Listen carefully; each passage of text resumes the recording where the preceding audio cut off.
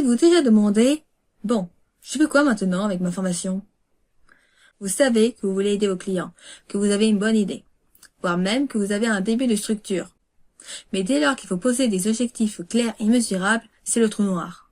Ou alors vous vous retrouvez avec un objectif du genre « ils vont tout savoir sur ». Sauf qu'en vrai, ça n'aide pas du tout à construire votre contenu, ni à valider votre formation pour qu'elle fonctionne. Dans cet épisode, on va parler de comment poser des objectifs mesurables qui vont vous servir de boussole.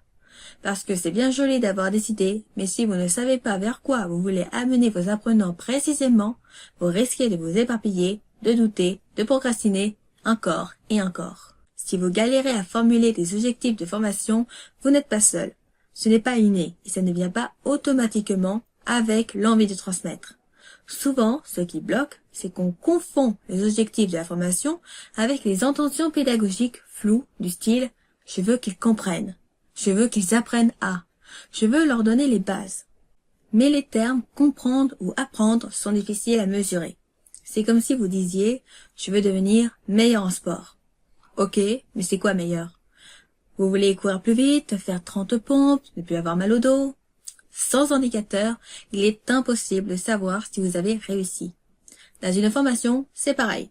Ni vous, ni votre apprenant ne saurez si vous êtes allé au bout de l'objectif. Et ça crée de la frustration des deux côtés.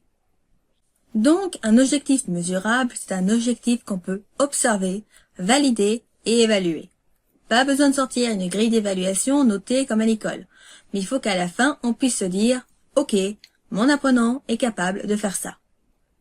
Par exemple, si vous êtes un expert en communication digitale et que vous voulez transmettre votre méthode de création de contenu, au lieu de dire « je veux qu'ils sachent utiliser les réseaux sociaux », vous pourriez très bien dire « à la fin de la formation, ils sauront créer un calendrier éditorial pour un mois de contenu sur Instagram, en cohérence avec leur image de marque ».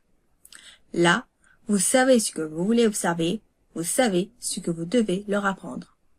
L'avantage, c'est que cela va vous guider dans la construction de vos modules. Pour vous aider, vous pouvez vous demander à chaque fois « Ce que je suis en train d'enseigner aide-t-il vraiment mes clients à atteindre cet objectif ?» Si c'est non, alors il va falloir retravailler votre formation. En revanche, si c'est oui, vous pouvez continuer.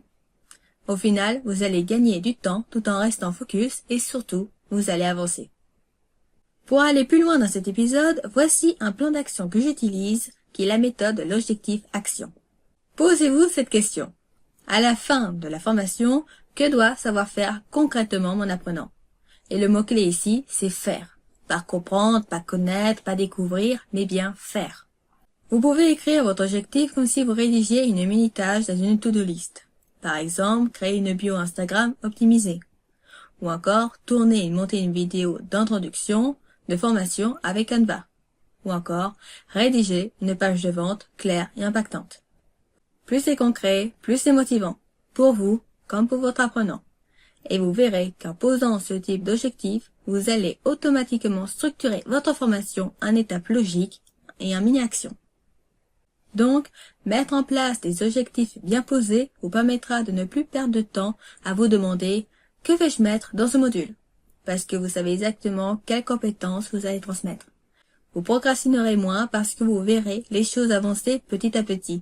Et surtout, vous prendrez confiance en vous parce que vous vous rendrez compte que vous êtes capable de construire un parcours cohérent, professionnel et utile. Cela permettra aussi à vos apprenants de ne pas se sentir perdus dans leur apprentissage car il saura exactement pourquoi il est là. Il saura ce qu'il va apprendre et verra sa progression, ce qui lui donnera envie de terminer sa formation. Bon. Maintenant qu'on s'est tout dit, voici votre plan d'action. Prenez un moment dans votre journée, ouvrez votre bloc-notes ou n'importe quel outil que vous utilisez pour marquer vos idées et écrivez cette phrase. À la fin de ma formation, mon apprenant saura faire. Complétez-la, puis déclinez-la en 2 ou 3 mini-objectifs encore plus concrets si besoin. Gardez cette phrase devant vous quand vous construisez votre formation. J'espère que cet épisode vous a plu. Pour aider à faire connaître cet épisode, n'hésitez pas à laisser un pouce bleu, à le partager et à laisser un commentaire. Dites-moi ce que vous en avez pensé du sujet du jour, si cela vous a été utile et pourquoi.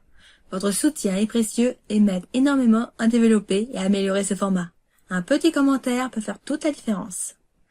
Retrouvez-moi un DM sur Instagram pour me faire part de vos problématiques actuelles. Je serai ravie de vous répondre.